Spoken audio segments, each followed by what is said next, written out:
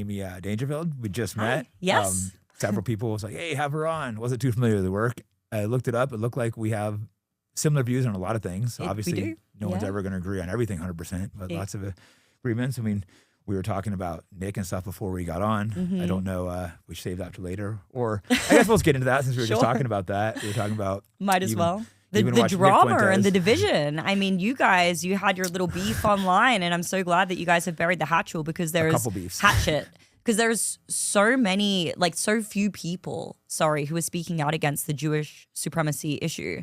And so with that, there's going to be a lot of incentive for people to kind of drive us apart because, you know, separated, we're much less powerful. When we're united together, then, you know, we can control the narrative a little bit more, and people don't like that. Yeah, so. because just telling you, I think some of the might have been deliberate people trying to divide us. Like they would tell me he's saying something, tell him he's saying something. We wouldn't watch the actual clip. So we just hear we're talking shit at each other. We're both a little hot-headed. It's a problem we both have, you know? Right. But I have so much respect for Nick. That's why I hated it when I was fighting with him. But I'm also not going to get disrespected. He's a guy who's been speaking about this for years. Before I knew about it, I was watching clips of him early on. You know, I'll admit I believed he was this terrible anti-Semite because I never heard him speak. That's all I heard. Right. Yeah. And then, you know, a black mutual friend we had was like, hey, you have to go meet Nick when you're in Chicago. I'm like, bro, I can't meet that guy. I just heard such bad things. Then I went and met him, and he wasn't the monster I was told. He was such a nice, polite, smart, intelligent. Yeah. You know, I got him on Hodge Twins. I tried to get him on, Tim Pool. I really tried to push him out there because I believed in him. So 100%. I'm glad that we were able to realize that we were being fucking manipulated into a fight. Yeah, and that is all too common in today's marketplace. And I think that it's like a combination of a couple of things. Like we were saying, I think it's, one, some of them are genuinely bad actors who've been given some type of marching orders. But I think in this clickbait economy, it's also a matter of people just want to, you know, drive engagement. They want to get clicks. They want to rage bait. Yeah. And so when you combine those two things together, I mean, that type of stuff just happens all the time. And the best way to address it is just to go directly to the source, speak to the person, and generally you'll be able to clear it up. And that's why I've also made a very stern decision that, like, I'm never going to judge anybody in this industry until I get the opportunity to meet them myself. Because, again, people will try to paint whatever narrative if they don't like somebody or if their talking points are inconvenient to their agenda. They'll try to paint you in a terrible light. And so you never really know until you get the opportunity to meet somebody in person. It's like that with all fame. Same thing in fighting. These guys you think are total douchebags.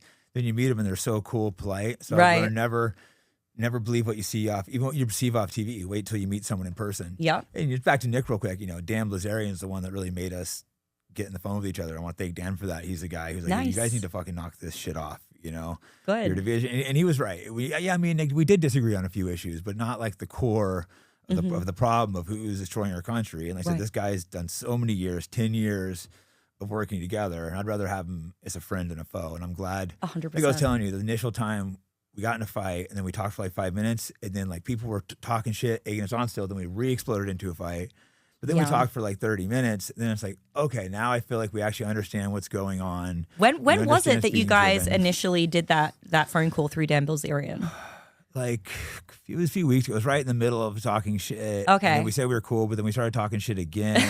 But then we actually talked for a while after that. And then we like understood it was people were driving us. And I realized when his guys are talking shit to me, just block them, you know? Because sometimes they're trying to egg it on and be like, well, Nick shouldn't have forgiven you. It's like, fuck you, you know? And that's, you guys, we talked, we came to a conclusion. We felt like we'd rather be friends than enemies. No one else's business, you know, what came to. It's like, we need to work together. We really need to work together. And that's 100%. Why I think Dan he's been great behind the scenes of like pulling people together. He seems a little quieter like publicly lately. Like I've been kind of combing through his stuff. I haven't really found many like public podcasts or appearances or even posts on his Instagram. He's like devoid of posts, but I'm glad to hear that he's doing stuff like behind the scenes. Like, because we need when the information war, that's absolutely crucial. But there's a lot of other things that need to be done. And Dan's definitely in this fight. He's not going anywhere. He's good. I'm glad to hear that. He's doing very important work behind the scenes, and I'm glad to hear that. He's one of the best guys at bringing people together. Like because the fight with me and Nick got pretty bad, you know. And I actually just said I was going to stop saying anything about him, and then Dan, I'm like, all right, this is stupid. I'm just not going to say anything about him anymore. And then Dan called and was like, hey, bro, you need to talk to him. I'm like, bro, I think it's gone too far. And he's like, no, we're going to get on the phone. Good, you know, because guys like that are important. Listen, I have a great view overall of the Groypers, but you can't again. like, you can't give an overarching label to people. There's going to be bad apples in every bunch, and a lot of them are kind of toxic, and they do want to create division. I'm actually here on a Groyper trip. I call them my Groyper fam, actually. So I met a bunch of these guys at AmFest because I've been working on my Nick interview. Because ever since Nick kind of went mainstream, I've been following him for years, since like the end of 2022. I've been trying to put together an interview that wasn't just the typical get to know you stuff, right? Because every single podcast that he's really gone on since then, they're either, you know, it's either somewhat of like a sabotage or like a group up like thing on him, or it's just a get to know you, like tell me your life story. And he's done that so many times. So I've been working on interview questions that really get to like the crux of the issue. And out at AmFest, I met a bunch of Groypers that I would say are excellent representations of the movement who've been helping me with these interview questions. And we've had a couple of meetups since then. And I'm out here actually on the second meetup out here in Vegas. That's the whole reason, you know, why I'm here. So a lot of these, the Groypers are actually, it's really remarkable to see how politically active these guys are. They're not just all talk. They're not just posting online. They're trying to actually get behind America First candidates. They're helping them book interviews. They're helping them campaign. They're going onto college campuses with them. That's awesome to really get the word out, because we're finally coming into a point in time where political candidates, whether they're running for, you know, governor, such as James Fishback in Florida. I just did an interview and rally with him.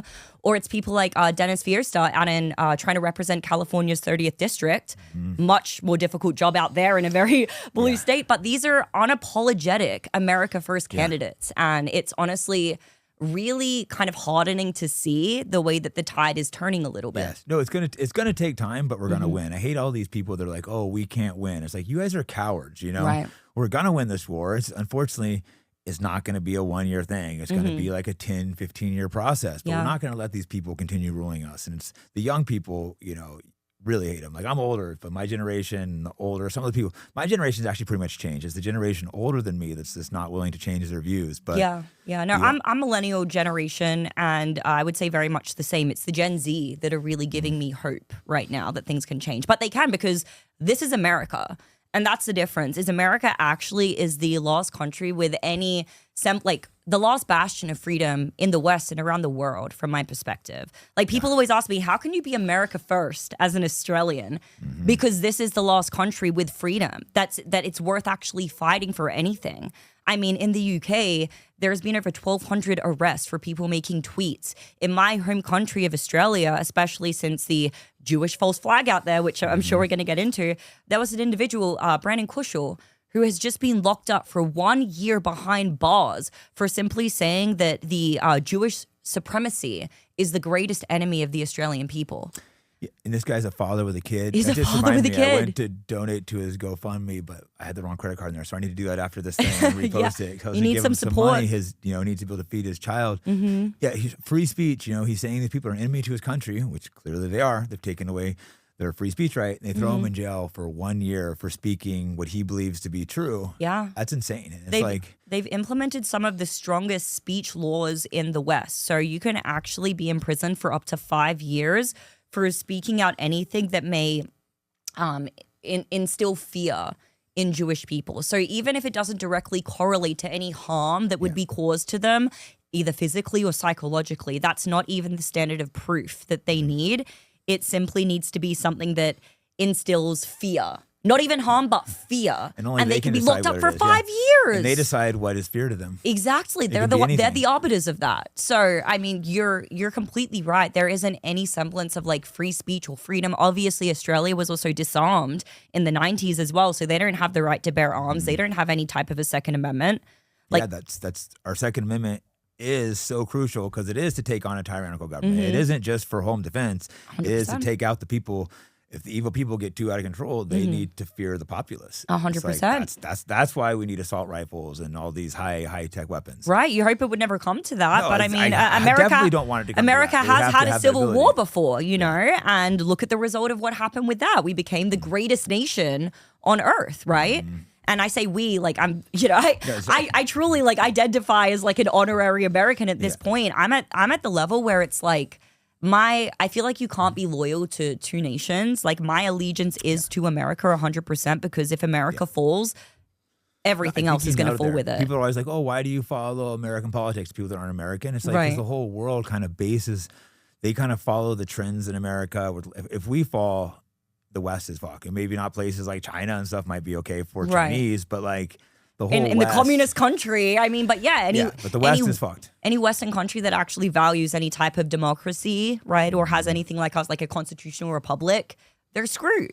They're completely screwed. We're definitely at crosshairs right now. You could see it's going to be an interesting few years because people are realizing left, right, it's no real changes. I mean, I lean right, but then the Republicans are just so over the top pro-Israel. I guess that's why these America First candidates are so important. Yes. Because I lean towards conservative values, but I don't want the Israel part, which is why I didn't vote last election. 100%. When I did the interview and kind of like rally with James Fishback at Seat to Table, it was out in Naples in Florida.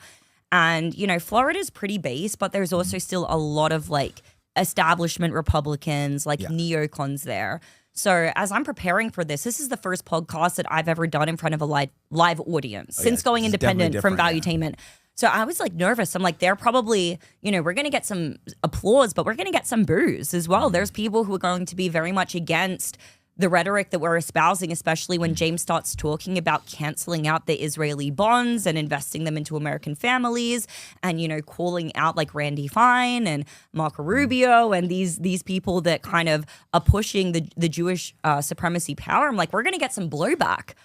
I was so surprised, Jake. There was no blowback whatsoever. Yeah, I've never seen somebody actually rally a crowd like that. And I haven't seen Nick speak in person. I'm sure he could probably do that. I'm sure he has. He did it when I was in, where was that at? It was one of his events, Turning Point, first time. We met up with him there. When he got kicked out, he gave right? a great speech just on the fly, walked up on the thing. I was like, wow, this guy's inspirational, Right.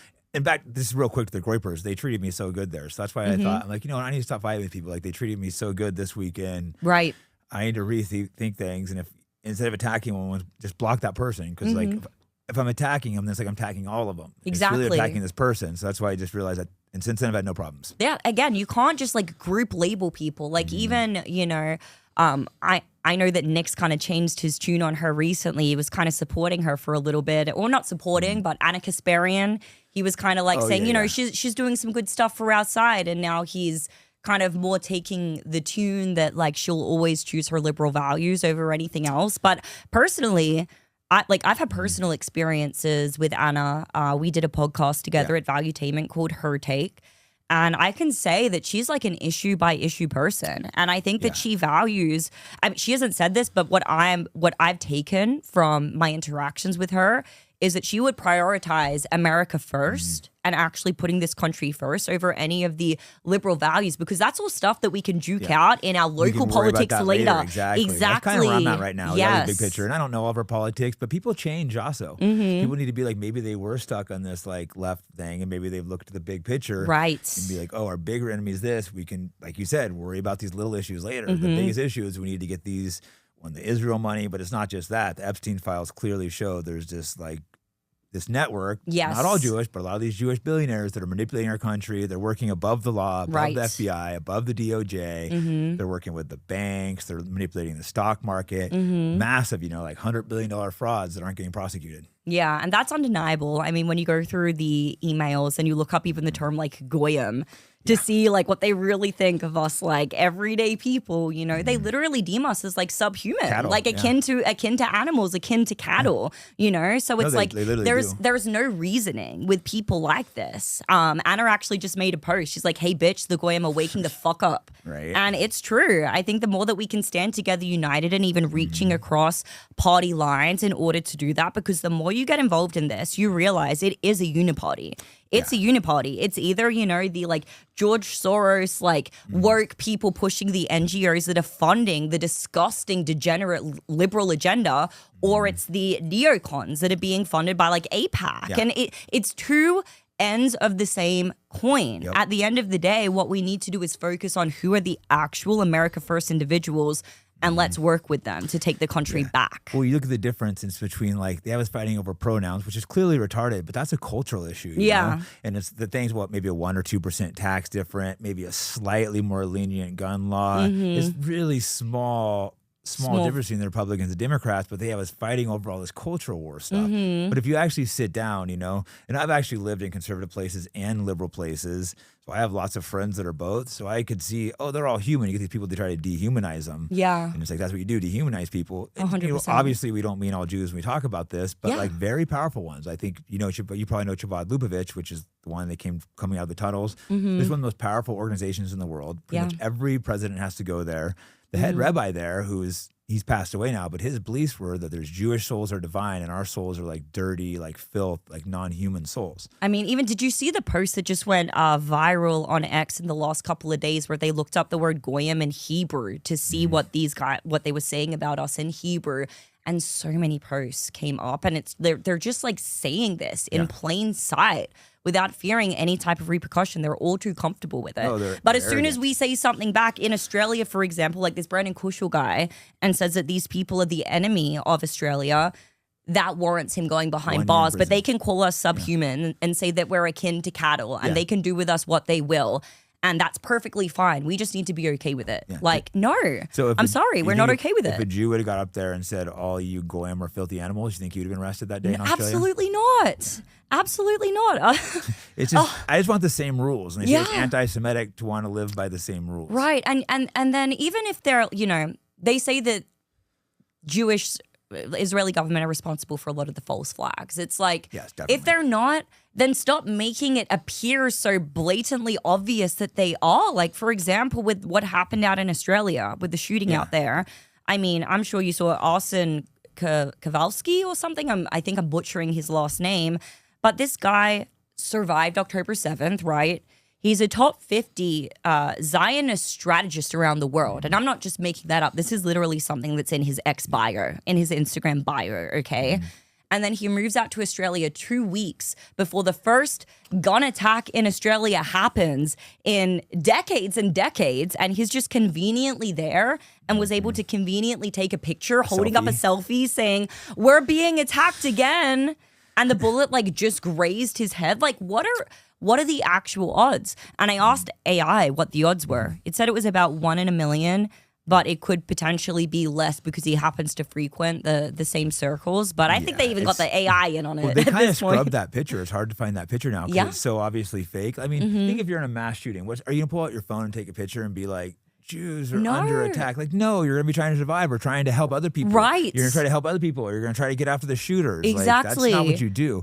I believe this guy was also the attorney who's covering the ICC case with Israel. Okay. Because they're being charged for war crimes, you know. Right. Like Netanyahu's a war criminal. And so he's defending him in that. And he just happened to be there. Like, I don't believe it. On that note, did you hear that the judge who was presiding over that just died?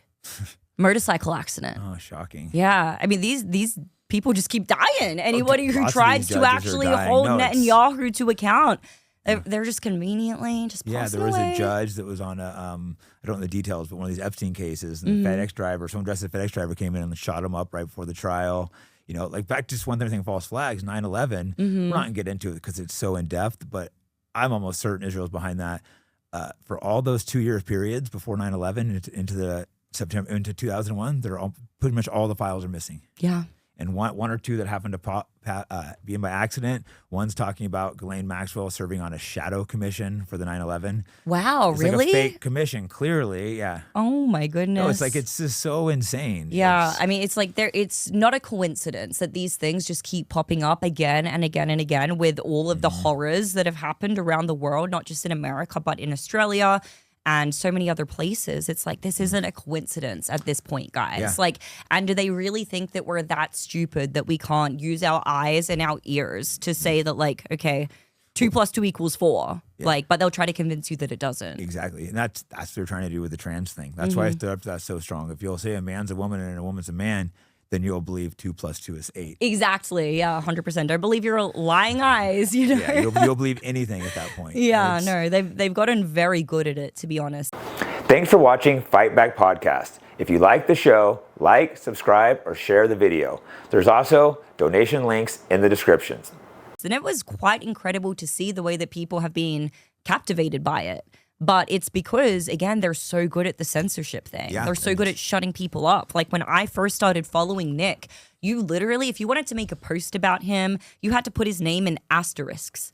Like he was banned from every single platform except Cozy TV. He was debanked. He literally had that's important, debanking. Yeah, they had the whole freaking agenda come after him. And look at what happens when you remain grounded in the truth, you remain grounded in your faith in God, and you keep sharing your message. The audience finds you. He doesn't need promotion from any algorithm or any platform. When you're speaking the truth, people will seek you out because people are so thirsty for the truth. Yeah. Because even if they don't know consciously that they're being lied to, people can feel it. There's like this feeling, this sense that like something isn't quite right, something isn't adding up. Yeah. And then when they hear somebody who's speaking so authentically to their own detriment, to the point where they know, like, what's Nick getting out of this? Really? Yeah. I mean, now maybe something, but initially he suffered so much. So much. At such a young age in college. I couldn't mind the way he was ostracized. Right. He was so ostracized for a year. Now he is becoming a big celebrity, but that clearly was not his intent. He is making money and stuff now, but and good for him. He deserves it. For years, After he people sought him suffered out. badly. 100%. I remember when I first met him, this is embarrassing to admit, but I was like, should I post a picture with him? Am I going to get... But then I'm like, I'm being a bitch, post a picture. But that's like, that's how ostracized he was. It's 100%. like, I'm going to be attacked just for posting a picture with this guy. Even the Groypers, he had to Groypers suffer through that for years. Yeah. Even the Groypers now, like some of these guys that we're hanging out with were like vlogging at the house and stuff. And they're like, a frog needs to be over our face the whole time. We can't show our faces. You have to voice modulate us so people don't recognize our voices. And these are like younger guys, you know, like Gen Z. We're hanging out with some millennials, some people in their 30s and 40s, but some of these guys are in their early 20s and they're afraid. Yeah. And I don't blame him. Like Nick literally says you should hide your power level. Like you should do it because we aren't quite at that point of critical mass yet where we need people speaking out openly like us, and we need other people trying to infiltrate the system. We need people doing both. Yeah, exactly. 100%. And at least I totally understand the idea behind acquire some power and influence and then come out and speak publicly. Because if they try to ruin you before you acquire that power or influence, it's basically a death sentence in modern society. That's why I was never too hard on people not speaking up when I spoke out. I would get frustrated, don't get me wrong, but I'm like, okay, I got myself in a situation first where I had some money put away. I was self-employed. Right. Obviously, I still want to make more money, but I'm like, okay, I have to speak out now. And I thought it was going to cost me a lot more than it did. It cost me a little bit financially, but I thought I was going to lose all my social circles. But I'm like, how lame is that? I'm not going to be like Adam Sisson. What do you say? Candace Owens doesn't have any famous friends. Yeah. Oh my goodness. Wow. I just can't believe he actually said that. I know. I mean, even,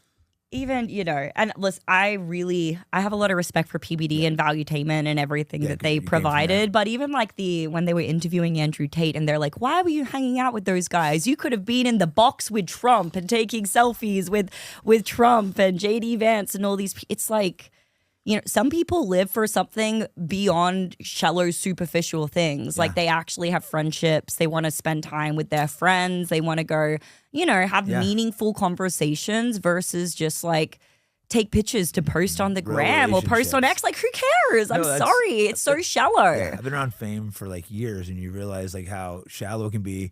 Also, I've seen guys, they get a little fame for a second, then they die out, and no one likes them because when they were famous, they were a prick. It's like things go up and down in life, fame, money, everything. Life always has ups and downs. So 100%. Like you got to treat the people around you, whether I'm going to up it or down. I always have a big network I can call that'll help me. And it's 100%. Because I've always treated people good and fair. I think that's so important. Yeah, and it's so important to just like touch grass and realize that like, again, a lot of it isn't real life. Even going back to the thing with you and Nick, like that's the internet dividing you. As soon as you pick up the phone and you have a conversation, everything fades away and it's dispelled because sometimes you just need to get back to like real human relationships. Turn off the phone, turn off the comments, you know, and go spend time with the actual people in your life because at the end of the day, like that's what matters. Like your relationship with God, your relationship with Jesus, your you know, I'm engaged, so my fiance who's soon to be my husband, our future children, my family, our family, and then the friendships that we have, real friendships, not just people who are going to boost you up online and give you some clout. Like at the end of the day, you can't take it with you. When it benefits them, because you know you'll hit something, but when you do something wrong, when it's time to like, oh, now you did something bad, everyone starts attacking you. Oh, and I hate, you know, kind of saw this recently with Elijah Schaffer and like the whole thing that everyone piled down on him. I think there was very few people who actually stood up and said like, listen, I don't support what happened. And I said as much to him. I have a personal relationship. My fiance has a personal relationship with him as well. We spoke on the phone. Obviously, we're just saying, hey, we're praying for you. Yeah. We hope that you get through it. We're here if you need somebody to talk to, if you want some biblical advice. You know, my fiance is great with all that type of stuff. But I even got on a live and was like, who are you guys to think that you're so freaking perfect, you know? Exactly. Like these people who are throwing stones from their glass houses, like I'm sure you have some scandals. I'm sure you have some stuff that we all do. We're human. We're living in an imperfect, fallen world. That's like Jesus, you know, say thee who has not sinned, throw the first stone. Exactly. Like, no one picked up the stone. 100%. I actually had a guest recently who made a little dig at him, and I said, hey, man, he's always been good to me. And the guy goes, you know what? Can you cut this out? You're right. Elijah's been good to me. Mm-hmm. I should not have done that, like, dig at him and a girl or whatever. He's like, I apologize for this. Can you cut this? And I'm like, yeah, of course. Oh, good. So it was good. He had a moment of realization, like, oh, why am I throwing a dig at Elijah? Because it's cool. Yeah, no, and sometimes he's like, wow, you're right. I can't believe I just did that. Sometimes you just need a real human moment, like the one that you just provided for them to kind of go back to reality. He genuinely realized that he shouldn't have just done that. Yeah. It was like a snap, like, oh, why did I just throw? It wasn't that bad of a shave, get what he said, but it still wasn't necessary. And he kind of realized that as soon as I said, like, hey, man, why are we going to attack Elijah when he's like mostly on our side and done a lot? We're all subject to I still talk to him sometimes. He's going through a tough time, but it's like the story's not necessarily what's true, what's being portrayed. And he's being sued by the FBI. Yeah. That's crazy. FBI director's girlfriend for retweeting a picture. He didn't even say that she was a Mossad agent. He retweeted a picture that implied it. Yeah. That literally was implication. Sure, all kinds of hot girls are fighting over that Cash Patel. Yeah. Defamation through implication is one of the most difficult things to prove in a civil litigation case as well. Like, even though the burden of proof is much lower, it's on the balance of probability versus beyond a reasonable doubt, but still defamation by implication, very difficult to prove. This is just a financial attack. Exactly. It's a frivolous financial attack and reputational attack against him is essentially what it is. He's going to win it, but he's going to have to expend a lot of time and resources and energy, and his focus is now taken off the ball in order to defend himself from that. I think they want him to delete his channel, delete all of his stuff. They're also suing this guy, Sam Parker, which that one's not been as covered as much, and he doesn't have a lot of resources to fight it, and maybe I should start a GoFundMe for him too, and he's being sued, and he's just like kind of stressed out about it. Was that the Senate candidate or the Congress candidate? He did run for Senate a little while ago. He's been on this issue for a while. He's been talking about it, not like as long as Nick, but he's been speaking about it for a long time, calling this out. So. I did an interview with him actually briefly, because I know there were three people who had the defamation suits filed against them. So I wasn't sure. His name escaped me for a minute. So I wasn't sure if it was him who I interviewed. But the Senate candidate, I did an interview with him. And he does these like deep dive Twitter posts, like Twitter threads, right? Where he calls things out. He does really good in-depth work. I need to get him on here. I've been friends with him for a while. But he does really good work. Yeah, nice guy. And he's being sued. And it costs a lot of money if you're not in a financial situation. Like, they didn't even it was like the smallest thing, like a retweet. Like, it doesn't make sense, these suits. It's insane. Like, they'll win them, but if you don't have a couple $100,000, that's tough. They'll try to bury you financially. It's harassment. And the FBI, it's like kind of scary when you realize, like, oh, the FBI is working against us, not for us. Right. You know, it's a little scary for me too, because I'm definitely not at the level where I would say I'm like, you know, I've made it already. I'm like so far from having made it. I just went independent from the network that I was a part of like just 3-4 months ago. But it gets to a point where it's like you almost feel like, I don't know, like it's like I can't know everything that I know and not be 100% honest and transparent and speak out on these things because they do matter, and there's too few voices who are actually educated on the topic who are willing to speak out. So it's something that I feel like morally obligated in a way to do it. I couldn't agree more. Yeah. Like, I didn't wake up one day and be like, you know what, I want to start a war with the most powerful people. Right. But I felt compelled to do it, like a calling, you know, and that's why guys like Nick helped me make that decision, which is why I'm so glad we're able to bury our problem. Guys like that, like, well, if this guy can do it and suffer through college, when in college, like, oh, I wanted to be cool, and I wouldn't have had the courage to do that in college. Right, yeah. Or high school, and never did. I wouldn't have the courage to be ostracized back then. I just wouldn't have. That's the truth, you know? So for 100%. This guy to have, now it's trendy. So now it's easy. It's still, I wouldn't say easy, but like. At least his mainstream, he's being platformed on mainstream. But again, most of it's to attack his ideas, or it's just the standard get to know you story. A lot of a lot of these like major mainstream networks, I don't think they really want to get to the crux of the issue. No. They more so just want to benefit off of all of the views that he's pulling in. So they want to platform him 100%. And go very surface level. They don't want to go deeper because they're still scared of, you know, getting in trouble with the overlords of the internet or the overlords of business, right? It's funny because initially when I met Nick, I'm like, I want to help him. I tried getting a bunch of podcasts. No. Now people are constantly hitting me up. Hey, you think you can get Nick on? It's like, oh, go fuck off. Right, I think he's too busy. Like, unless it's a big podcast, I'm not going to call fucking. Right. I know he's too busy now. He's like one of the hardest people to book now. Yeah. With his own show and stuff. It's crazy watching that change. Yeah. For me, I started speaking up 3-4 years ago on this stuff, and the change has been insane. Yeah. How people have reacted to you. Yeah, because initially got a lot more hate than positive, but I knew it was important what I was speaking out against, so I kept going. Just so many people now are telling me like, hey, I'm sorry for attacking you before. And it's like, I don't care, you know. It's like, I get it. I'm just happy you've changed your opinion now. 100%. And I think that's so important to bring up is like the purity test, right? Because even with James Fishback, who is, I would say, a completely, fully authentic America First candidate, but people are pointing back to like an interview that he did with Barry Wise or a time when he said that he supported Israel or believed that they were the greatest ally. And they're like, Israel. You're faking, you're grifting. It's like, do you really think he's grifting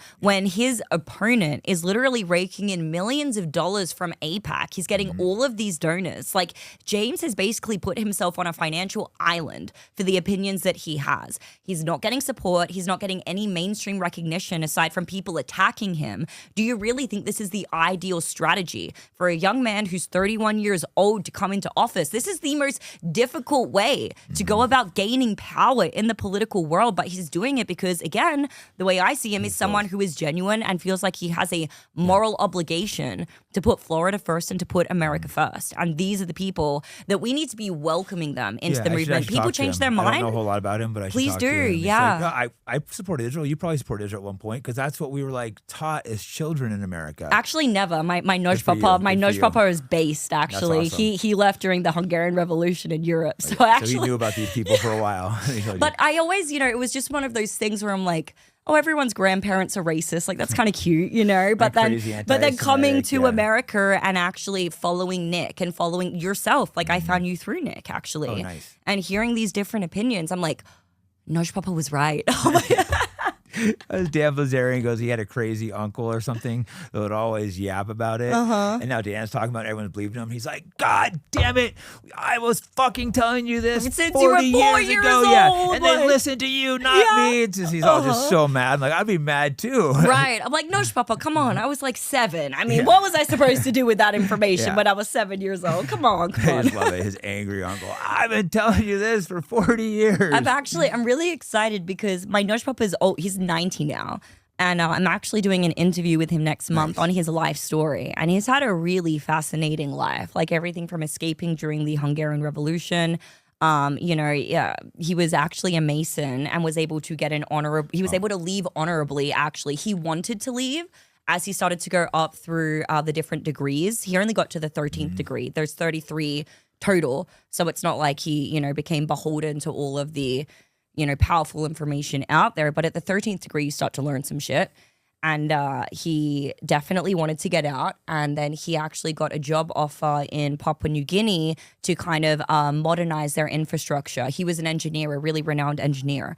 And so because there weren't any Masonic lodges out there, he was able to leave honorably, actually. But to this day, he's never been able to tell us anything really, because they're sworn to secrecy. Oh, wow. But he's getting a little bit older now. He's 90, so he's kind of like fuck it now. You know what I mean? Yeah, I have a friend who's a little bit famous who told me some crazy stuff in Hungary, but he didn't want to publicly on the record. So I'm like, interesting. Yeah, There's a lot there, so people know a lot of bad stuff that happened. Oh, 100%. Yeah, it was around the same time as the Bolshevik Revolution, all of that. The Bolshevik Jews. They don't teach us this in history. They don't teach anything in history. It's crazy. Well, if you go to books at the time, okay, if you ask Wikipedia Grok, they'll say it was small amount Jew. But if you actually find books from the time period, it was 85%. So you can trace back these old books, right? They're written by Russian journalists. Everyone back then, it was well everyone accepted that it was Jews, and they just rewrote history. And there's people still alive to this day. Like, you can talk to them about it. Like, you know, we're talking about a time in like the 50s. Like, you know, it wasn't the 50s and the 40s. Like, this is post World War II. The first Bolshevik thing came in before World War II, which is why Hitler was so terrified. They were trying to take over. Right. So I'm talking about the Hungarian Revolution specifically, which happened during the 50s. But yeah, I mean, there's people literally still alive to this day who can give you accounts of these things from an IRL perspective. Like, they were actually there. Yeah. Are you going to believe the person over the history books, which we know are rewritten to serve a specific agenda of the people who were writing them? My friend's like mid 40s. I don't know necessarily lived through the revolution, but he was like had a lot of firsthand accounts. He's telling me some crazy stuff. But like he said, you know, he works in industries where he's like, hey, I can't be on the record talking about any of this stuff. Yeah, yeah. And it sucks people feel that way, but I understand. And I'm not going to be here and be like, oh, you're being a coward. It's like... When do you think the pendulum's going to swing fully, if at all? Do you think that there's... Because, I mean, there's been a lot of traction made, I would say, even in the last, like, year alone. Yeah. And that's kind of where I got to the point where I'm like, I'm not going to be the last one on the train when this is something that I've known of and believe for a while now. I'm not going to sit back and cower. Now's the time to start speaking. But it was already seeing the small progress that was made, which is kind of grand compared to what we've seen throughout history, that I was like, okay, now's the time. So I feel like more people are kind of coming to that realization. No, it's really tough because there's so many levels to it and it's so intertwined, and I don't have an exact solution. It's very, very complex because it's not just Israel. It's these people that are, you know, the Epstein files show like the banks, these Epsteins, the Howard Lutnicks. Guy's a complete demon. This guy's a crook and should be in jail, but instead he's out in Trump's cabinet. You got these Leon Blacks, you know, all these Lex banks, Lex Wexner, all these people that seem to be working above the law and is tied into our stock markets or all the high finance in America. So that's hard to untwine. The same with the FBI, the DOJ. It's like you realize, oh, the DOJ and FBI works for these people, not us. Yeah. Like they're deleting files on 9/11. So that means they know they did 9/11 and they're covering for it. How crazy is that? You know, a terrorist attack killed like over 3,000 Americans. You know, I have some distant family that was killed there. Oh, man. And, people like, now they want us to forget. Now we're saying, okay, maybe it wasn't Muslims. Before it was never forget. Right. Now it's like, why are you talking about 9/11? Yeah. No, it's going to be the same with any other false flag. It's like, I think a big false flag might be coming, but it's going to be harder to cover it up. Too many people, the Goyim know now. And I don't know. Goyim know. The Goyim know. And I don't really know exactly how it ends. I don't want it to end like bad. I don't wish bad of these people, but we do need some Jewish people to start being like, hey, can you maybe change this behavior? And you're not seeing a lot of that. Right. I feel like they're getting a little sloppy with it though. Like if a big false flag comes, I feel like so many people are gonna know what's up. Yes. But I feel like at this point they are getting a little bit scared, realizing how many people are not believing the bullshit that they've been taught to believe previously. And now they're kind of acting in a hasty way that's a little bit reckless. And I think there could be a lot of casualties from it. But it's like they're almost not even trying that hard to clean up their tracks anymore. They seem really to me, arrogant. The Australian thing seems so sloppy to me. Yeah. By the way, do you remember that Candace Owens actually posted something about that just before So Candace said, save this post for later. It's going to age well. There will be a major terrorist attack occurring on this date or during the week of, whatever this week was. And I forget exactly what the dates were off the top of my head, sometime towards the end of December or early January, but this is when the Australian false flag occurred. So it's like, was she privy to like insider information? Maybe heard a little bit of whispers or something. Yeah, or just heard whispers. But I don't watch her show, but it's funny. People have such a strong reaction one way or another from her. And a little bit I've seen, I've liked, I've chatted her with a little bit online. She seems nice to me, but people have such a strong emotion. Yeah. Either for or against her, which is a little strange. Yeah, I think that there's like a false dichotomy that's being set up between like it's either TPUSA who's right or it's Candace Owens who's right. It's like maybe neither of them are right. Yeah, like maybe exactly. Yeah, or maybe both of them are a little bit right in some ways. But my personal opinion is that like I think that she really started with genuine intentions, and maybe it's just because I'm just like, I'm an emotional being. I want to believe in like the power of friendship and like avenging your friends and doing all of this no matter what. So I want to believe that she started with the right intentions. But I think after a while, when you've gone in such a huge audience where like hundreds of thousands of people are watching you live, you're getting like millions upon millions of views for every single episode posted, you almost feel this like burden to keep coming back with new and fresh stuff for them every single week, push it a little bit. Then it starts to be a little bit not embellished, but like just kind of like grasping at straws a little bit, you know. There's a lot of female audience too, so it goes a little more soap opera maybe. The true crime stuff, women like the true crime genre is like one of the top podcast genres in the entire world, and it's like 80% women. It may even be more than that. I think Candace is probably mostly women. I think she has good intent though. I don't think she always, maybe she get a little sloppy occasionally, but overall I think she has good intent. It's like, I was trying to get her and Nick to get along. No luck with that. At least I tried. But no, I think she mostly has, she has good intent. I don't watch all of her stuff, so I'm not gonna, I haven't gone in depth on the Charlie Kirk thing, so I've never given a strong opinion on that either way. I think it's bad to give a strong opinion of Israel definitely did it or Israel definitely didn't do it. Yeah, exactly, same. I'm in that same boat until I see some strong evidence pointing either way. Like for me, you look at what happened in Australia with that false flag and it's glaringly obvious. Like everything between the police reaction and the way they almost seem to allow it to happen to the subsequent hate laws that were pushed, the media narrative that were pushed to ask that a Trotsky be exactly like immediately after. Like it was your standard like problem reaction solution thing, which is kind of like what they abide by if they want to push something that's extremely like dystopian or draconian when it comes to like speech laws or any type of technology or whatever it may be, right? They also use it to push digital ID. So, you look at that and it's a clear playbook. When it comes to the Charlie Kirk thing, I don't see any strong, compelling evidence that shows that it's either true or not true. Either way. I've seen some small fingerprints and seen some oddities, but I haven't seen a strong case. Exactly, yeah. Something else really interesting in Australia, you might know this, but there was massive attacks on synagogues. It turns out they caught the people. It was organized crime. Organized crime was being paid. They don't know who. I'm sure it was by Mossad or Israel. They were being paid to be attacking these synagogues. Man. So it was, and then that kind of story got buried. Of course, there was all this anti-Semitism, but then they busted organized crime doing it, and the story got buried. I mean, I'm pretty sure the percentage of people who live in Australia who are Jewish are even less than the people who live in America. It's so small. It's insane. Yeah. It's like how.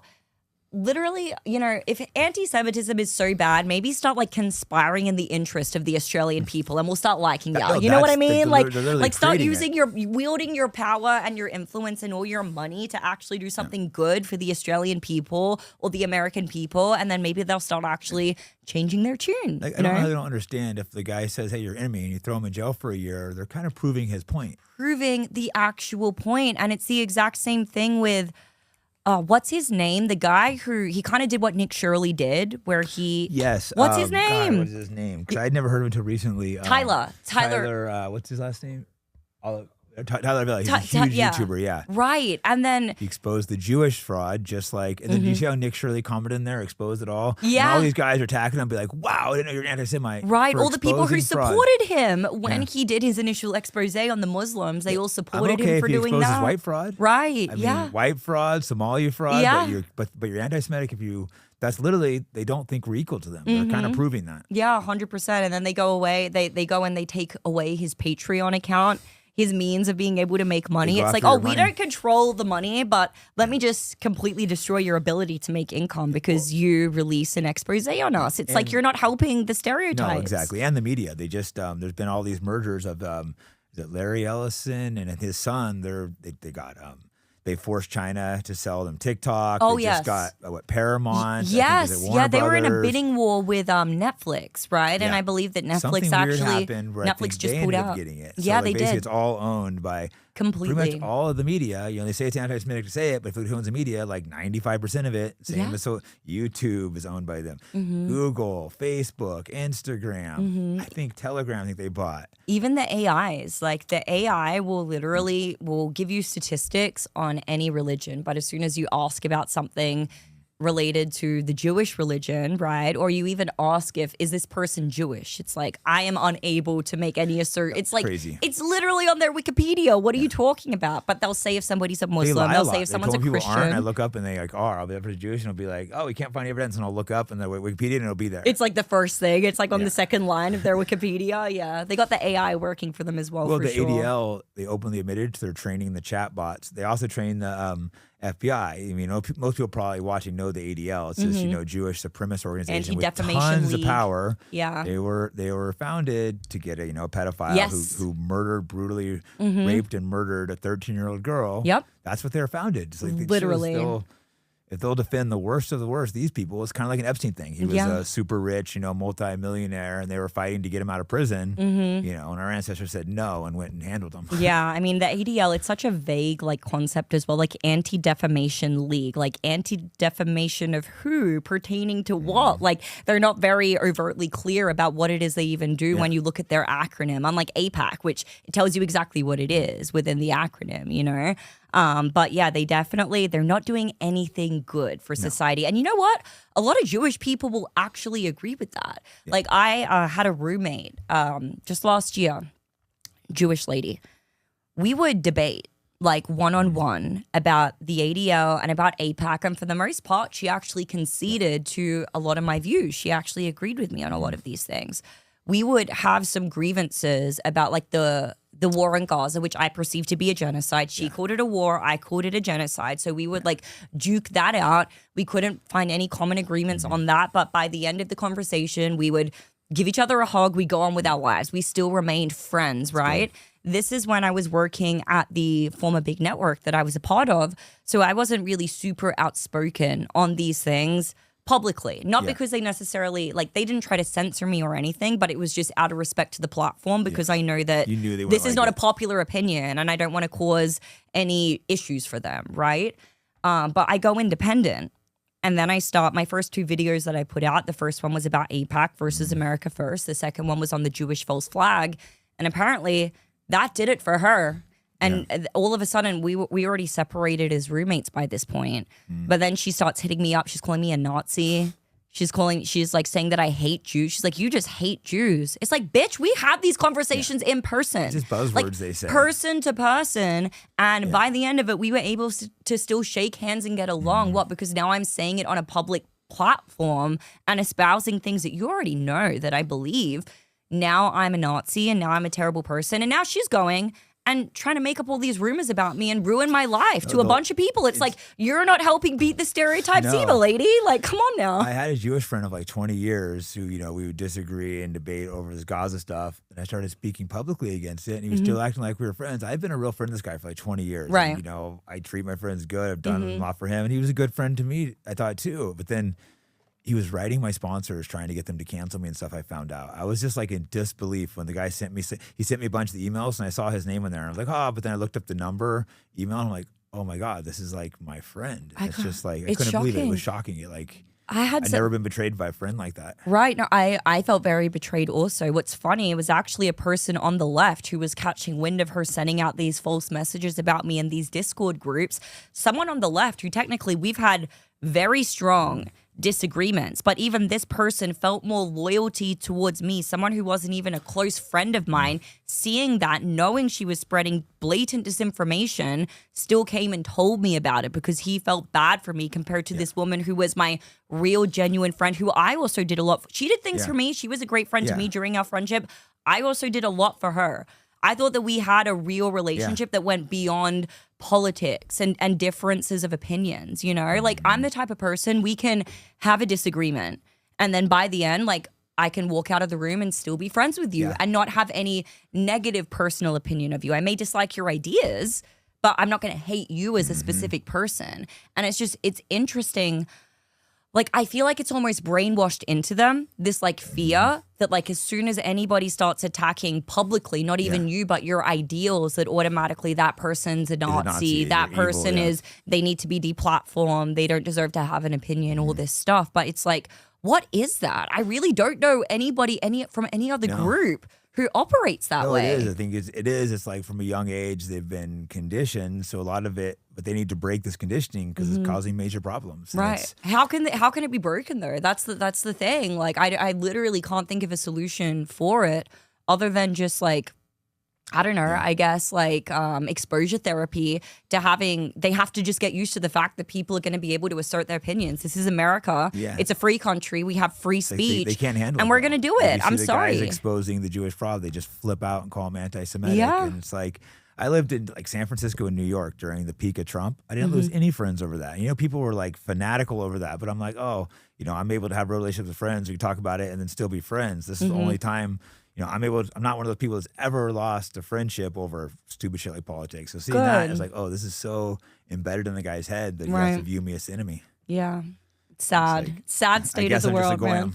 Yeah, we're all just goyams here. I mean, that's why the goyams got to unite. Yeah, that's exactly, and that's why I'm kind of, you know, some people we talk to, perfect, like the guys in Australia, the National Socialists, they're like white only, and I understand the frustration, but it's like, no, I think people need to unite among all races. Yeah, especially like, you know, I don't know the Australia politics as much, but like in America, okay, we brought black people over as slaves. There's no way we could be like, oh, you guys don't belong here, go home. Where? Yeah. They don't know where they're from. It's just not like a realistic argument. I agree. I think that you can agree with that while also agreeing with the fact that like there has been a lot of white guilt and brainwashing and shame associated with being white, and kind of every culture is able to carve out their own cultural enclaves within the United States where it's like, oh, it's just the Hispanics or just the blacks. You know, black guys are made fun of for dating a white woman, right? You know, in Asian cultures, they want you to date within your culture. How come it's only not okay? I have some Asian friends that have gotten really upset when they've dated like a white person. Yeah.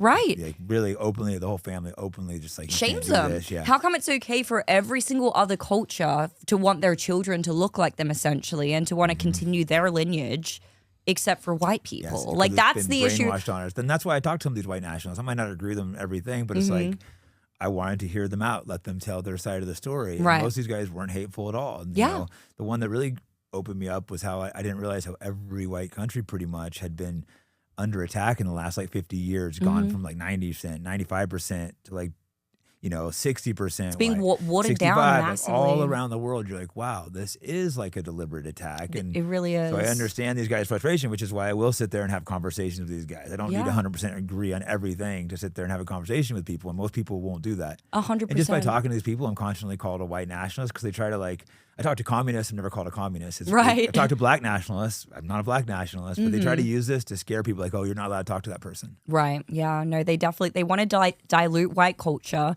They want white men to kind of lose their sense of pride and their sense of nationalism because ultimately, I think it's a lot of the white men that are going to end up standing up, like yourself, like Nick, who are actually going to come out and change hearts and minds. And they want to disenfranchise those people from being able to do that. Yeah. The young white men who feel that sense of patriotism and nationalism to their country. But you're right. I mean, at the Seed to Table live podcast that I did with James Fishback, there were like black guys there repping an America First hat, you know. I did an interview with him as well. I'm like, you know, I'm sure you're aware of what some people in the America First movement would say to you. Why do you still support the movement? And it's because he's a patriot. He believes in this country. He wants to support this country. He doesn't care that he's a black man. And for me, we should be trying to switch these people's opinions instead of being like, oh, we don't want them in our group. Why would we not try to take them and make them patriotic? Exactly. That's how I view it. You know? Exactly. Sometimes I get attacked for that view by these people I talk to, but that's fine. And that goes back to the purity test that we were talking about earlier. Like, my fiance used to be a Zionist Christian. That's how a lot of people were. If you don't grow up in the Catholic Church, if you grew up in like not the Orthodox or the Catholic Church, that's just automatically what you're going to believe. It's what's brainwashed into you since you're a child. Every movie you see, on all the movies, the media. So it's the natural position. That's why would be angry at someone if they were once most Americans were once supported Israel or Zionists, at least some extreme, some slightly. The whole Christian Zionist thing is kind of funny. If you look back to like Martin Luther, the guy, the reformist, he goes, he has a book we can't talk about on YouTube. Goes pretty hard. Yeah, for sure. It's a very interesting book. No, when you have better information, you can make better informed decisions at the end of the day. And we shouldn't be discouraging people from doing that. And we shouldn't be trying to exile people from the party or from our side just because they once held different opinions that they changed when they gained access to better information. Exactly. You don't know what you don't know at the end of the day. That's why it's our job. That's why I felt like I had to speak up. You know, I didn't want to, but I felt it was necessary for me to start speaking up and using my voice. Yeah. By the time, I started speaking up, Nick was still banned from like Twitter and stuff. He didn't have an ability to do that. So it's like, okay, I got to start speaking up. I don't want to do that. Right. Same with Dan Blazarian. He saw me speaking up and he's like, fuck. I mean, I guess I have to speak up. Even on Rumble, like Nick is without a doubt the #1 creator on that platform. And listen, I love Rumble. He doesn't get pushed, but he gets huge numbers. He gets huge numbers. And that's hard on Rumble. I think we may have actually contributed to him getting a check mark, actually. Because nice. we met with our Rumble rep, and we had mentioned that that he'd said on Clav's stream that if they didn't verify him, that he may actually take a kick deal instead. Good. We mentioned that to our Rumble rep. Literally the next day he had a check mark. So I don't know, it could have just been like coincidental timing that's when everything happened. But it's funny to see. Like sometimes, these platforms need that little bit of fear of loss, right? Isn't that crazy? Because Rumble, the free speech platform, they still don't like Nick. It's like they don't like these views. They don't push my channel at all. That's why I still put my thing as Rumble, but I'm like, you know what? I'll push people towards YouTube if Rumble doesn't treat me good anyways. Yeah. I mean, why would I try to promote Rumble? At the same time, like YouTube, like they are still so woke. I mean, even Fresh and Fit, Myron Gaines, he speaks out for sure. He's very passionate about the JQ and about these various topics, but like Fresh and Fit is a podcast about feminism. Why are they still demonetized? Years later, after they've been re-eligible for monetization. So it's so hard. Like true free speech platforms don't fully really exist. At least Rumble gives these creators an opportunity to be on there. Yeah, that's at least why they I still put all my stuff on Rumble and stuff. It's just hard to get a bigger audience there, but it still is. I'm still thankful. It's a great platform. I have some episodes sometimes I'm like, I can't put this on YouTube. Same. I've done a couple of Rumble exclusives actually in recent times because I'm like, we just went a little bit too hard. Like, you know what? That's gonna get me a strike. Hey guys, Jake Shields here. As you know, I have a free speech podcast. It'd be impossible to keep it going without my sponsors. So today my sponsor is AntelopeHillPublishing.com.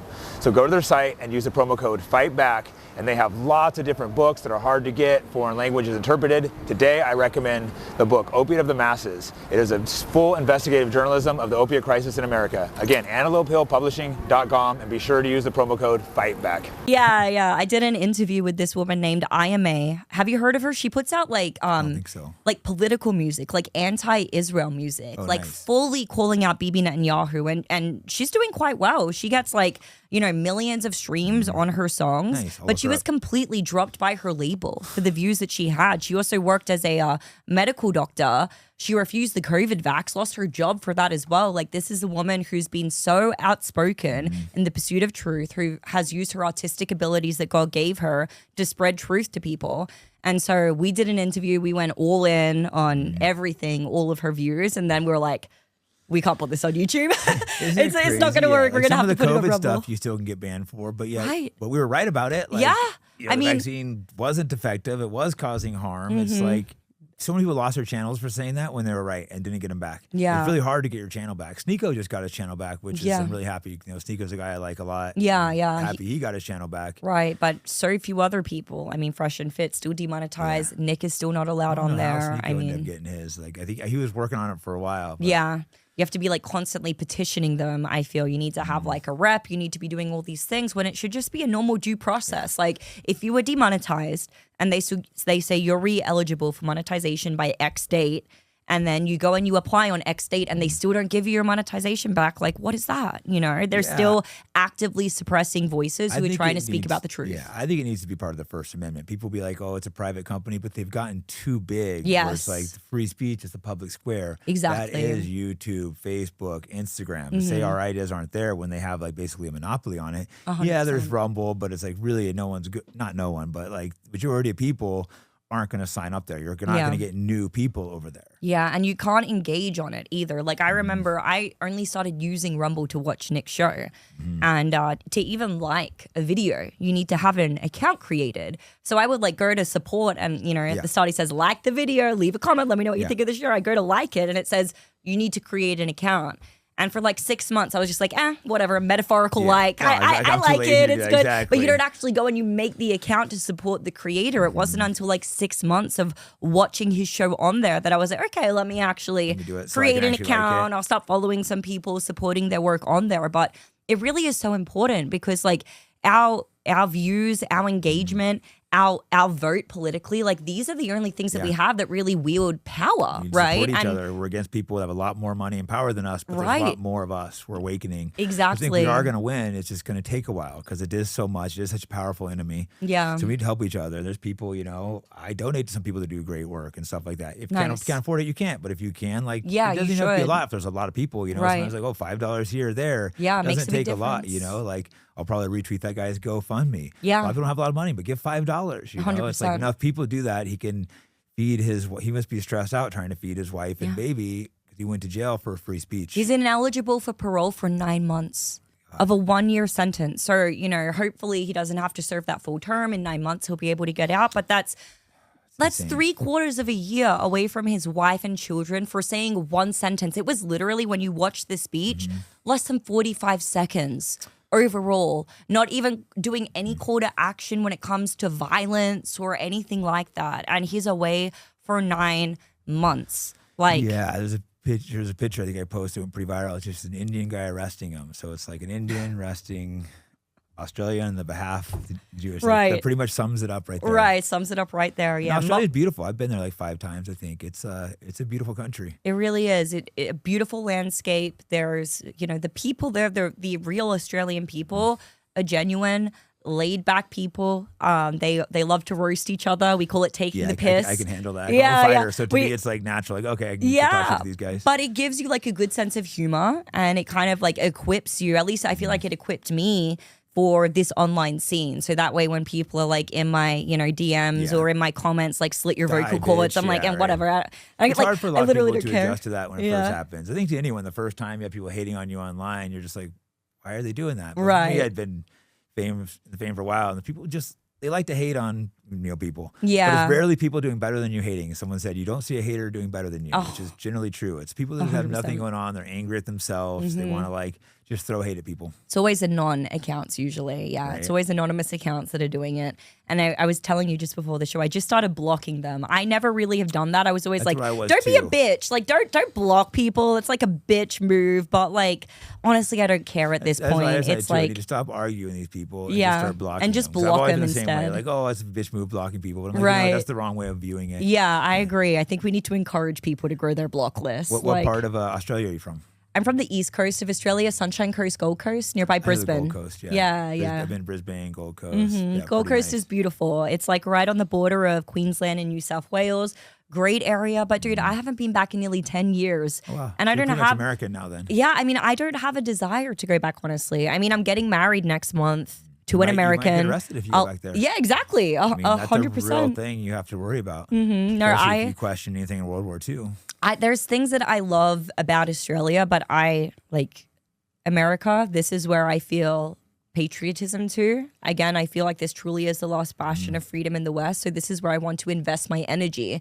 Because if America falls, Australia certainly falls. The UK, all of these other countries. So this is where I plan to be married. This is where I want to raise my kids. This is where I'm going to grow old. This is where I'm going to be buried. It's America first all the way. Anyone that comes here as a citizen should be America first or go home. That's Dude, the way I look at it. I was on the Whatever podcast. Have you heard of that show? Yeah, it's out in Santa Barbara. It's a little cheesy. I kind of enjoy debating the OnlyFans girls. It's actually how I got my start in media. I went Fresh and Fit invited me on the platform. Yeah. I got into a debate with this OnlyFans girl that went super viral. I decided to upload that same clip and start my own channel, and that's basically what kicked off my career. So I still enjoy going on these dating shows from time to time to kind of try to shine some light in the darkness. Yeah. Not that I'm a perfect person or I've lived this purity. This is the first Christ-like relationship I've never been in. I just don't think women should sell their bodies online, right? No, that should be common sense. Yes. Truly, common sense is a common. Behind that, we know. It's yes. Who owns OnlyFans? And apparently that is anti-Semitic to even pose the question, right? Porn companies and OnlyFans. Right. It is doing a lot of damage to men and women. It's not just women, it's men too that are being damaged that are 100%. But I was on Whatever, and it was actually basically a panel of foreign women. There was a Bangladeshi girl, there was a Scottish girl, there was a Russian girl, and all of these women have taken the Pledge of Allegiance. Brian goes around the table and says, if a conflict broke out between America and your country, whose side are you taking? And every single woman other than me said that they would take their home country side. Deport. Yeah, no. That's what you They take get the fuck out of here. You take the Pledge of Allegiance. That means that you're declaring your allegiance to the United States of America. It's literally in the Pledge of Allegiance. You need to be willing to bear arms for the United States if it ever came to that. You know, these aren't just words. It's not just some words that you're saying. It's meant to have some type of meaning. Patriotism actually used to mean something. Yeah. And now it's been completely watered down and diluted. And I just don't fuck with that. You know, that's why I say I'm America first all the way, no matter what. I really think you shouldn't be allowed to come into America unless you're American first. Because I have a lot of friends that, you know, are immigrants and they're super proud Americans. So it doesn't bother me as much. If people are coming here, sucking off the resources, you shouldn't be able to come here as an immigrant and like get any kind of like social programs. Maybe if like you're a citizen and something weird happens for like a short period of time, but to come here and be able to like suck off the system, that's insane. Yeah, no, and it's happening all the time. And you're seeing especially in Australia, it's really evident to see how terrible that is, because Australia kind of has like a mixed socialist economy where like I grew up, doctor's appointments were free. Ambulance rides were free. All of these things were free, but then they start importing like thousands and hundreds of thousands of illegal immigrants into the country, giving them access to the same resources. And now Australians are literally dying, waiting for ambulances to show up. The hospital beds, there aren't enough hospital beds for Australians because illegal immigrants are draining the system. And it's the exact same here in America. Why are there homeless veterans on the streets when just in the last administration, just a couple of years ago, a year and a half ago, they were giving migrants a card with like, what was it? Like $1,500, $3,000 on it. Hotel rooms too. Yeah. It's insane. Like luxury hotel rooms as well. You see them. It's like, this is some nice things. Stamps. Sometimes they'll get Section 8 housing. Right. You know, you put these poor people, Section 8 housing, they often put it in nice areas. So you could like make money, become successul, move out of a bad area, be like, oh, my kid can go to good school. Then they put Section 8 housing right there. Right, yeah. And you know, I'm sure there's some good people there, but there's some people that aren't. A lot of them that aren't. And it's like, it's this, Gad Saad coined the term like suicidal empathy that we have. And they've really learned to pull on the heartstrings of liberals and especially women.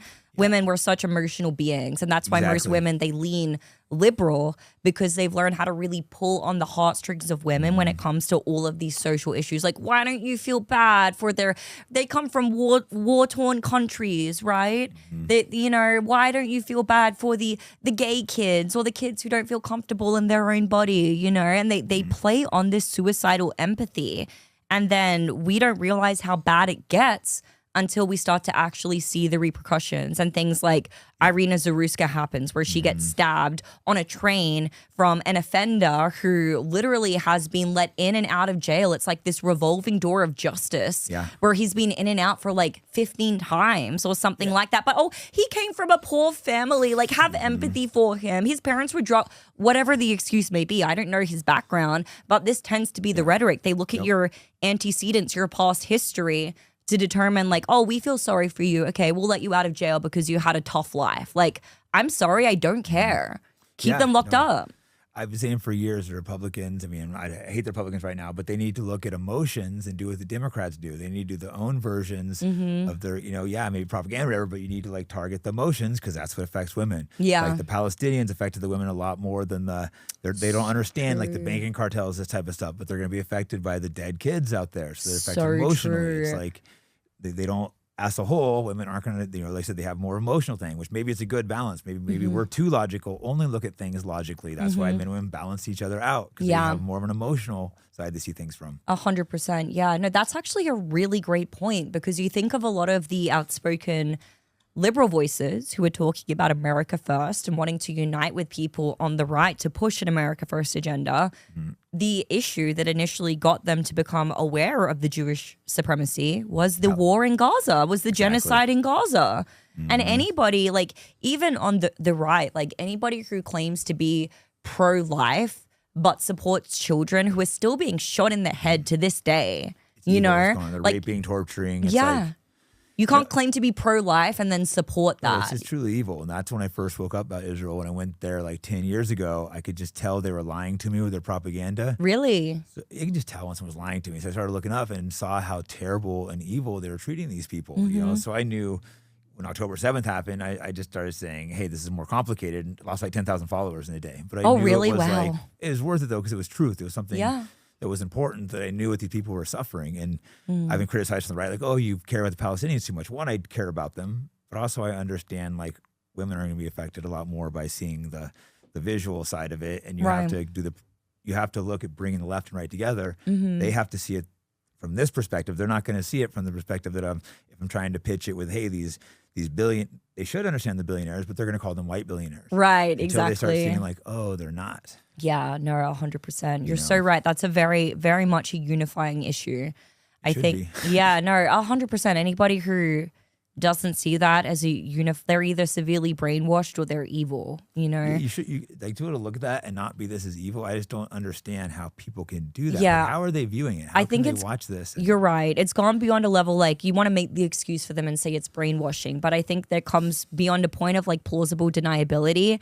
Like if you're actually seeing this with your eyes and you're seeing what's happening, like how could you not say that this is... If you saw it in a movie, you wouldn't believe it. It'd be like too over the top. Right. Like they have like tours where they take their kids out on like boats to watch them get bombed. I just saw one yesterday where they're going through to take tours and watching Palestinians get tortured. Like it's just like...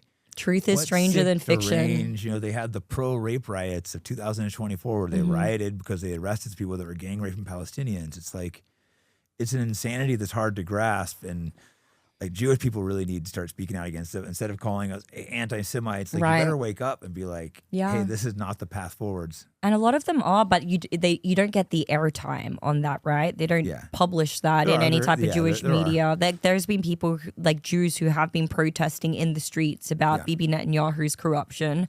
Like without a doubt, Bibi Netanyahu is an evil, sick war criminal. The fact that he's even allowed, like there's so many countries that have said that if he lays foot in their country, they will simply arrest him if he shows up there, right? As they should. And yet he's welcomed into the Oval Office. He's welcomed into the White House. Like it makes me... I mean, it's crazy. He gave Trump a gold pager, which is like a death threat to me. The pager, that's what they were saying to me. Beep, beep. And then he gives him a pager. It's like kind of like a warning. I couldn't believe that like... It's insane. No one like said anything about that. Like, he gave him a pager, and that was right after the pager attack. Insane. And I mean, you even just need to follow the money, and you see that like last year, Trump took an additional $200 million from AIPAC. Like he'd already taken $20 million throughout his political career, which is like a decent amount in the grand scheme of things when you look at how, you know, thank God for Track AIPAC, which by the way was a liberal. Two liberals that ended up creating that. Again, going more to the point that we need to this unify. Needs to be an issue to unify us, at least temporarily. We can fight with other stuff later. We need to unify. And it's not going to be an easy fix, not overnight, because it's so entwined. It's not just cutting off aid to Israel. That's one thing we need to do. We do need to cut aid to Israel. We do need to ban AIPAC, the ADL. ADL, they've been caught spying on Americans multiple times, having all these files. They push hatred towards white people. One that really pissed me off is they said it's... They put on their hate file or whatever, saying it's okay to be white and white lives matter. Oh yeah, it's okay to be white. Jewish or Jewish lives matter, and you get like a hate crime. It's insane. That poll that went out as well. A poll came out. I think that's what started all of this. The poll, is it okay to be white? It's been ran a few times. The most recent one was Rasmussen, and like even white people. It's not a resounding 100%. It's like around 50-60% of white people feel like it's okay to be white. Not is it cool to be white, not is it better to be white, not is it supreme. Is it okay that I exist as a white person that's hate speech. With my genetics that it's okay to be white. No. That's just guys, insane. it's okay to be white. Okay, everybody watching it, it's okay to be white. That they don't want you saying it's okay to be white. It's not saying white people are better. White pride. I mean, you should have white pride actually. Exactly. But just saying it's okay. Simply okay. They have that on their glossary of hate. I think that's what they call it. Yeah. And white lives matter. Yeah. So they don't. It's like wow. It's like this organization hates us. They push this hatred towards us. And it's 100%. been pushed through our schools. You know, Robert Maxwell, Glenn Maxwell's father. People are seeing this now. I love this stuff's coming mainstream. You know, he published a lot of our textbooks in America, probably Australia too. I don't know. Yeah. I'm just guessing, but I would assume the U.S. probably have the same thing. Probably, yeah. I'm sure that we observe a very similar standard of education and history and everything like that, I would say. And they want to bring these hate speech laws to America. That's why it's so important. They are passing these laws. In Florida, I just interviewed this guy. I haven't dropped it yet. He's a complete extremist. This guy, Handsome Truth. He does crazy things. So I'm not going to defend everything he does, but I've liked the guy, and sometimes we need these people really pushing the far boundaries. Handsome Truth? I haven't heard of this guy. HT, he's banned from everywhere. Okay. He was putting out these flyers, so they arrested him, and they passed a law where he could get 5 years in prison they're trying to figure out what to charge them for. First Amendment, they call it littering. So if you're handing out hate speech, which they're determining what hate speech are, so it's flyers. Right. So he only got like, he's arrested a few times, I think maybe a couple of days. But like now if he gets arrested, he'll get 5 years. In Florida? In Florida. Ron DeSantis. I was a supporter of Ron DeSantis because he was good during COVID. Right. But then he flew to Israel, flew to a foreign country to sign hate speech laws against American citizens. I'm actually really surprised to see that he has not been campaigning in support of Byron Donalds for that reason. Because I'm out in Florida, so this scares me a little bit. You know, I was considering other places to move. I spent some time in Arizona. I started in Hawaii, Maui, Hawaii for 4 years. Nice. Then during COVID, that's when I moved to Florida because I wanted to be in a red state. Like Maui was extremely shut down.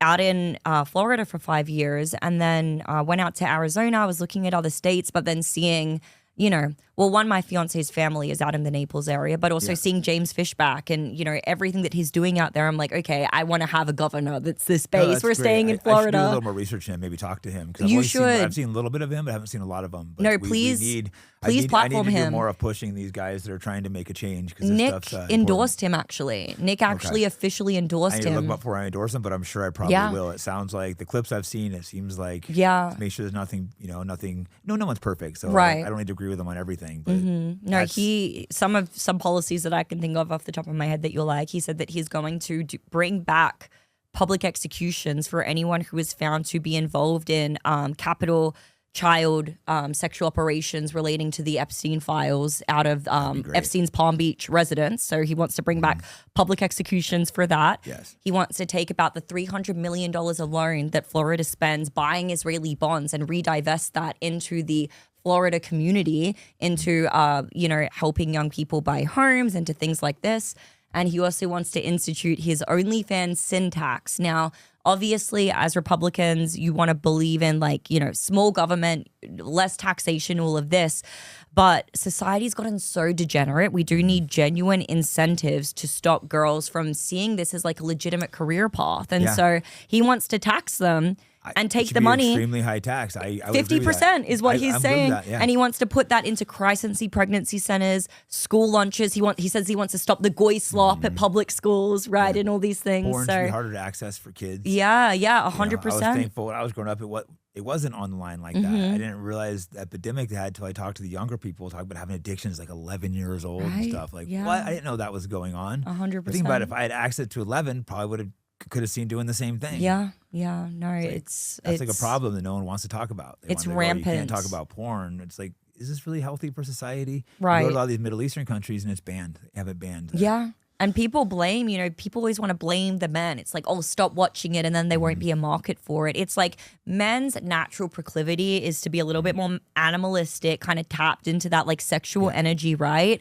Like as a woman, it's like I feel like the onus of responsibility is more so on the women. Stop supplying the drug and then there won't be as many buyers at the end of the day. And we ban drugs too. Why can't we have more restrictions on it? At least exactly. When I was growing up to go to see porn, you had to go into a shop where they had like these filthy DVDs booths, and like it was shameful to be in there. Yeah, it's clearly you know you're a degenerate if you're in there. Right. Guys can just go from the comfort of their own homes now. So these places were degenerate, seedy. So you were aware, like, oh, I don't want to be involved with this. But now, like, it should be way harder to access. Make it go where you have to get DVDs again and stuff. And that would get rid of most people's problem. It's become so normalized. It's so sick. And there is a lot of like incentives within the OnlyFans structure as well to actually recruit other girls. It's kind of set up like a multi-level marketing scheme where if they recruit a girl, they make a percentage off of the revenue that they get from their subscription. So these OnlyFans models are incentivized to do these flashy, you know, promotions and show off their lifestyle. Pretend look like at they're me. making more money than they do. A lot of times they'll lie about the money they're making. Yes, 100%. I think it's like 1% of OnlyFans earners make $2,000 per month. You can literally go work at Chipotle. You could go work at McDonald's and you can make less money not selling your soul and commodifying your body. For life, these pictures are out there forever. This stuff does matter when you get older. You want a husband, he might not want it, or you have kids. Like it's a man. Imagine your friends showing you, oh, your mom's a whore. Right. You know, that's a man that would like destroy guys in school. There's already been kids who've like self-harmed or like even like tried to like take their own lives because of the shame that they've experienced from that in their school community, and kids making fun of them. I can look at your mom's tits online. Like that's awkward. Kids don't want to have to go through that. And lots of these women go into it at a young age. So they should at least make the age higher. They don't think about it. They make money, but then it's there for life. They see it as a legitimate career path, and we need to bring back shame, I think, in a lot of ways, and discourage that. It exists for a reason. It's such a strong emotion. If you're ashamed of something, it's just such a disgusting feeling. Right. That exists for a reason. We don't have these strong emotions for no reason. 100%. Yeah. I mean, even, body shaming, like guys will tell their other friends if they're getting a little chunky or something. It's like, dude, you need to get into the gym. Lose weight, and I want my friends to roast me because I'll go lose weight and make fun of me. I'll be like, fuck, do my friends make fun of being fat? I got to go lose some weight. Exactly. But women, it's like, oh no, bitch, you're beautiful at any size. Yeah. Like how, like... It's true, because men are a lot better at that. Like, I'm harsh with my friends, but they are with me too. If I get any weight, they'll be like, "Oh, bro, you're getting fat." This is why it's difficult for me because I'm very much like that as well. Like I prefer the brutal honesty at the end of the day, but that makes female friendships very difficult. It's hard for females to have big groups of friends. I've noticed it must be something evolutionary because men have evolved to go to war together, right? This type of stuff, joke, but girls have a hard time holding together. It happens occasionally, but it's really hard to hold together big friendships. No, I agree. I think just generally, I think adult friendships in the information age have become a little bit harder as well. I think even moving to America, it's like move somewhere, go overseas, move across the country, and you'll find out really quick who like your real friends are and not friends of convenience and things like this. Or something bad happens, you see who's attacking you. Exactly, yeah. 100%. But that's life. But it is easier to stay in touch too because of all the different ways, the that's online, true. the FaceTime. So it's some of both. Yeah, no. I definitely try my best to be a good friend and be supportive of the people in my life. 100%. Reach out, check in on them. Like always help a friend out if there's a chance. You don't need to benefit from it because lots of times they'll pass stuff back to you. And the ones that don't, when you ask them for an easy favor, they're not there. You realize, okay, this person's not my friend. Stop doing things for. But I'm always like trying to help people. And people are like, oh, how can I pay you? Like, just don't worry about it. Maybe later if something comes up. Right. It's like, I saw an opportunity to hook you up. Why wouldn't I? If I could make a couple phone calls and hand an opportunity to a friend. And real ones will appreciate it for life. When somebody does something like, even something small and nice like that for you, like even, like Myron is such a real one. So he recently, when I was lost on Fresh and Fit, I left my bag up there, right? And we drive all the way back from Miami to Fort Lauderdale. We're at the place in Fort Lauderdale, and we have a flight the next morning at like 8 a.m. to I forget where we're going, I think California. And I'm like, oh my gosh, my ID is in Miami. It's like 2 a.m. at this point, 1 a.m., something like that. Hit up Myron. He's been awake for 24 hours. He hasn't slept. This guy's exhausted. I'm like, can you just put it down by the front desk? Just give it to them there. He was like, oh yeah, no worries. He goes down. They won't hold it. So he's like, don't worry about it. I'll, take an hour, whatever. I'll be awake. I'll wait up. I'll bring the bag down for you. I'm like, we'll make you shorts. We'll do, my fiance is an incredible editor. I'm like, we'll make shorts for you. We'll do all this stuff. He's like, Amy, you don't need to do any favors. You don't need to pay me back. Like, I got you. I'll give your bag back. But a lot of people wouldn't do that. He was doing the right thing. It should be common. Yeah. And it's like, and sometimes too, just like small things, example, the friendships, relationships, example, like, sometimes this younger guy's got a lot of money or something, just the small things, like get him a coffee. Like, people don't want to feel like they're being used and taken advantage of in any type of relationship. 100%. I got a shout out to Antonio, who's kind of like, he's over there. Shout out to Antonio. What up, Antonio? He's I don't want to dox his personal life, but he's had some success throughout his life. And so like this Groyper family that we're building up now, he's like, no, I'm paying for everything. I'm paying for all the dinners. I'm paying for all of the things because he wants to invest into people who he believes in, who are spreading a message that he believes in. Hey, this guy's helped me out a lot. I need to find some way to give back. It's not always necessarily money. Right. It can be hard sometimes. Someone like Dan Blazarian does me a couple favors. I'm like, fuck, what could I do? What can I do for somebody on that level? But you can be creative and think of like, oh, what does he need? And people, these small things, people like they notice, even if it's something small, if they pay attention to like, okay, this guy's done a couple favors for me. I need to figure out some way to repay him. It doesn't need to be money necessarily if someone's got a lot more money with you, but it's just people notice that stuff, who's there for them and who's just even standing with someone in a hard time, like with the Elijah situation. I can't say how grateful he was when he called us up and was like, thank you guys for not like piling on like every single person in the company did, every single. I never said anything negative. Like I answered his calls and talked to him. I think he was a little surprised. Like, oh, you're here like talking to me when everyone's throwing me under the bus, not saying anything bad. And it's like, yeah, you've been good to me. Why would I say anything bad about you? Yeah, no, I really appreciate that. I think it's really important to know in the superficial world where so many people, it is about the clout and the clicks and the likes. Like there are real ones out there who are going to support you no matter what. We all fuck up, but it doesn't mean you support. Like I don't even know the details of situations, so I can't, I'm not even going to comment on the details of it. It doesn't mean you support all the actions, but you support the person overall. 100%. Like if my friend does something I disagree with, I'm just not going to say anything. I'm going to go out and support it, but I'm not going to be like, oh, he should have done that. Screw this person, People terrible like, person. Yeah, they feel like when someone's, you see it in actors in Hollywood a lot. When someone fucks up, they start all throwing them under the bus. Like, wasn't that person like one of your good friends? Right, the virtue signaling. It's especially bad in Hollywood because they're so woke. But I'm being surprised to see it from people on the right, though. No, you get it everywhere. Yeah. Anything you want to hit before we wrap up?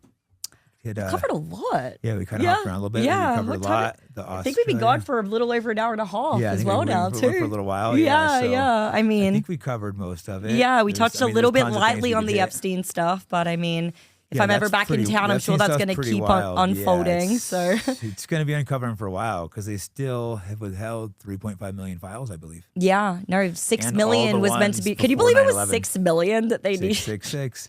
6 and 3 is you start the numerology, and I don't know the answer to that, but it seems like they seem to care about it. Oh yes, 9/11, and then Howard Lutnick and Jeffrey Epstein lived in units 9 and 11. Right. I definitely think numerology is real. I just don't think it's something that we as Christians should be dabbling in. Well, like myself as a Christian, I don't want to. I don't want to dabble with that. I think that God said, "Don't worship no gods other than me." He's a jealous God. So what's that tell you? Maybe there are other spirits or God, devils, whatever you want to call them, things out there. Same thing when it comes to like, Satanism and ritualistic, occultist stuff. It's like, just because you don't believe in it doesn't mean that the people who are practicing it don't believe in it, these elites, they believe in this demonic stuff, you know. A lot of the Mexican cartels are doing human sacrifice rituals. Aztecs did human sacrifice rituals. Right. Like it's been all throughout human history. They've given these sacrifices and, I don't know, playing around with the Ouija boards, all this dark magic you got to be careful with. Creepy, yeah. I want to say it's crazy and stuff, but I don't know. I think people need to be careful. Oh, no, it's real. It's 100% real. I think even on the lighter side, when it comes to like manifestation and doing things like this, right? I think unless you go through God in order to be like, God as a protector is the only one who can shield you from these darker forces. And even if you start lightly dabbling with some of these things, I think it can bring back extreme negative repercussions on your life. Yeah. And I've seen it firsthand with some people that I know. I've seen some pretty scary things take place with people who I've known in real life just by thinking that they're practicing manifestation and channeling. They think that they're channeling like sacred knowledge from their ancestors and shit. And then they end up dealing with like demonic forces, like actual demonic forces in their lives. Like the spiritual world is so real. Like we're spiritual beings having a human experience at the end of the day. And if you try to dabble with it, aside from just dealing directly with God and dealing directly, through Jesus, like it's not going to end up well for you. Yeah. I mean, every culture, every society has always had a religion. They've believed in a spirit world, and you get these atheists now like, it's scientists. It's like, and I used to believe that nonsense, and you start being like, you start realizing there's a lot more out there of things we can't perceive. And it's like there is a God and stuff. 100%. And maybe he's beyond our comprehension. But yeah, no, 100%. I've seen too much in my life. I know without a shadow of a doubt that God is real, that Jesus is real, and that's truly. That is the solution. It's like we talk about what's the solution to all of this. Maybe it'll take 5, 10, 15 years, but I truly believe that like as long as we have the truth on our side and as long as we have God on our side, then that's really the best way. Like we're invincible. Oh, like maybe not us, like our physical bodies, but what we're going to create for our children, our grandchildren, our great-grandchildren. As long as we have God and the truth on our side, that eventually everything will be okay. I agree. So thanks so much for coming in. Yeah. We'll do it again. Thank you for having me. Thank you. Pleasure to meet you. Ooh. As many of you know, I have many controversial guests, so that comes at a cost of being demonetized everywhere. So if you want to support the program, go to fightbackpodcast.com, and I have all kinds of merch on there, whether it's jiu-jitsu, fighting, political, and other accessories. And thanks for the support.